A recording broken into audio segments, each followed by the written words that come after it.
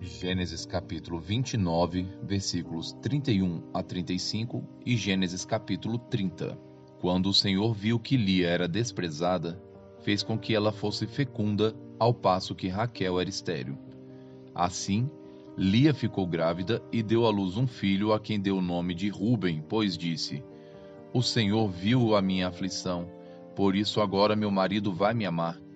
Ela ficou grávida outra vez e deu à luz um filho e disse: O Senhor ouviu que eu era desprezada e me deu mais este filho. E deu-lhe o nome de Simeão. Lia ficou grávida ainda outra vez e deu à luz um filho e disse: Agora, desta vez, o meu marido se unirá mais a mim, porque lhe dei à luz 3 filhos. Por isso lhe deu o nome de Levi. Mais uma vez ela ficou grávida e deu à luz um filho. Então disse: Desta vez louvarei o Senhor. Por isso lhe deu o nome de Judá, e depois disso não teve mais filhos.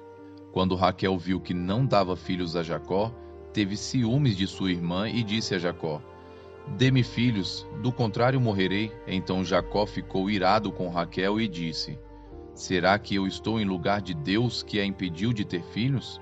Então Raquel disse: Eis aqui Bila, minha serva.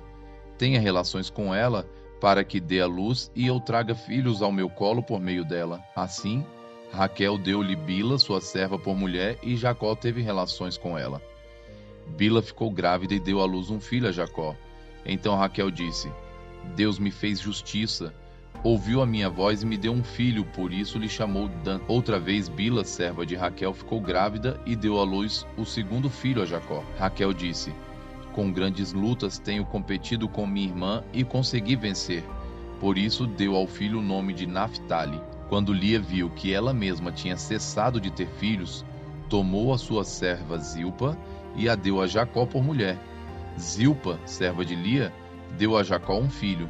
Lia disse: Afortunada, e deu ao filho o nome de Gade. Depois, Zilpa, serva de Lia, deu o segundo filho a Jacó. Então Lia disse: É a minha felicidade, porque as mulheres dirão que sou feliz, e lhe deu o nome de Azer. Nos dias da colheita de trigo, Ruben saiu e achou umas mandrágoras no campo. Ele as trouxe para Lia, sua mãe. Então Raquel disse a Lia: Dê-me algumas das mandrágoras que o seu filho trouxe. Mas Lia respondeu: Você acha pouco o fato de ter tomado de mim o marido? Vai tomar também as mandrágoras de meu filho? Raquel respondeu: Ele poderá ter relações com você esta noite, em troca das mandrágoras de seu filho. À tarde, quando Jacó voltava do campo, Lia saiu ao encontro dele e lhe disse: Esta noite você terá relações comigo, pois eu aluguei você pelas mandrágoras de meu filho. E naquela noite Jacó teve relações com ela. Deus ouviu Lia, ela ficou grávida e deu à luz o 5º filho. Então Lia disse: Deus me recompensou, porque dei a minha serva ao meu marido, e deu ao filho o nome de Issacar. E Lia engravidou mais uma vez e deu a Jacó o 6º filho. E disse: Deus me concedeu excelente dádiva. Agora o meu marido vai permanecer comigo, porque lhe dei 6 filhos. E ela deu ao filho o nome de Zebulon. Depois disto, deu à luz uma filha e lhe chamou Diná. Deus lembrou-se de Raquel, ouviu-a e a fez fecunda. Ela engravidou e deu à luz um filho. Então disse: Deus tirou de mim o meu vexame, e deu ao filho o nome de José, dizendo: Que o Senhor me dê ainda outro filho. Depois que Raquel deu à luz José, Jacó disse a Labão: Deixa-me voltar ao meu lugar e à minha terra. Dê-me os meus filhos e as mulheres pelas quais trabalhei para o Senhor, e partirei.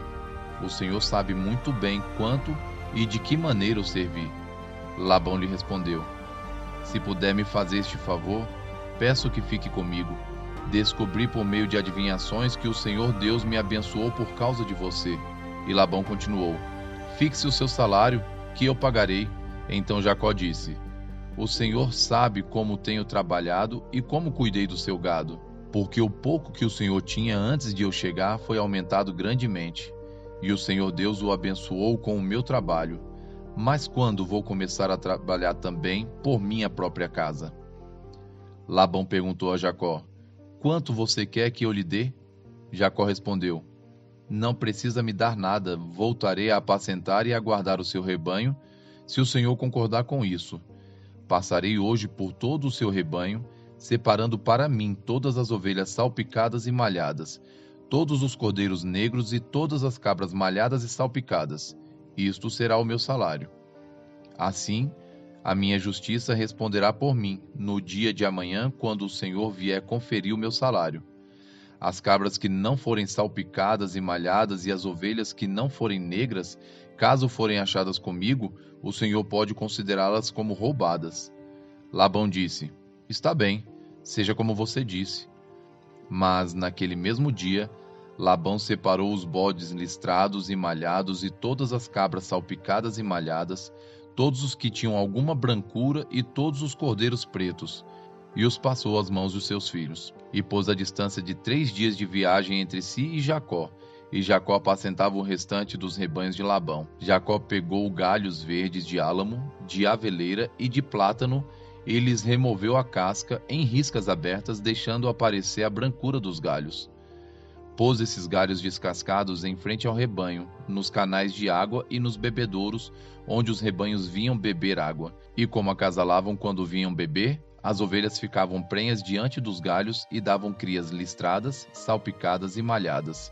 Então Jacó separou os cordeiros e virou o rebanho para o lado dos animais listrados e dos animais pretos nos rebanhos de Labão. E pôs o seu rebanho à parte e não o juntou com o rebanho de Labão. E todas as vezes que as ovelhas fortes ficavam prenhas, Jacó punha os galhos à vista do rebanho nos canais de água, para que ficassem prenhas diante dos galhos. Porém, quando o rebanho era fraco, não punha os galhos. Assim, os animais fracos eram de Labão e os fortes eram de Jacó. E o homem se tornou mais e mais rico.